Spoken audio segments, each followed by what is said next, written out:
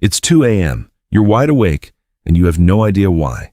10 hours later, a tiny inconvenience makes you furious. And somewhere in between, you replayed the same conversation for the 5th time. These feel like separate problems. They're not.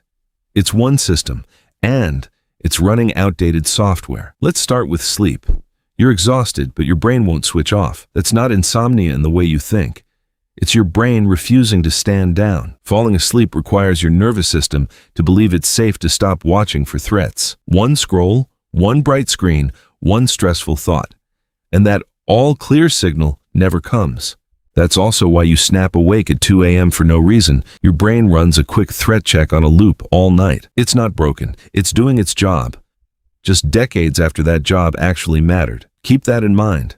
Because the exact same system is behind what happens next. A dropped spoon, a slow walker, a slightly wrong coffee order, and suddenly you're furious over something that 5 minutes ago wouldn't have mattered at all. That's not a character flaw. It's the same threat detection system from your sleep, now aimed at your day. Every small stressor you absorbed since morning gets stored, unresolved, unspent. So by the time something tiny happens, your system isn't reacting to the spoon. It's reacting to everything you never released, and the spoon just happened to be the last straw. That's why the fix isn't calm down in the moment. It's releasing stress earlier, before it stacks. Now, the conversation you keep replaying, even though you already won it. Same system again. Your brain isn't unsure you won.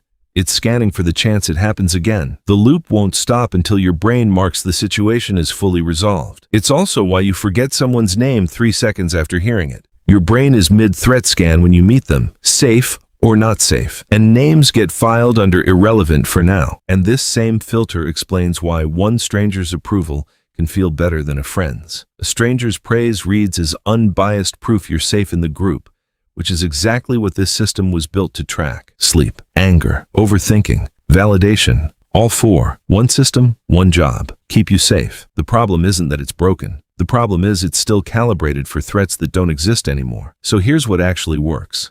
Not for one symptom, but for the whole system. First, give your brain a real stand-down signal before bed. No screen in the last 30 minutes. Second, release small stress in small doses. Write down what bothered you the moment it happens. Third, close mental loops on purpose. Say the outcome out loud. That's done. I handled it. Fourth, notice when you're chasing a stranger's approval and redirect that need toward people who actually know you. None of these are hacks. They're just honest signals, telling your brain the threat is past. Give it those signals consistently, and the system calms down. Sleep improves. Anger fades. The loops stop. You don't need to fight your brain.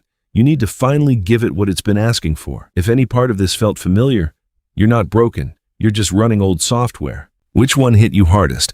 The sleep, the anger, or the overthinking? Tell me below. Subscribe for more of the real psychology behind why your brain does what it does. See you in the next one.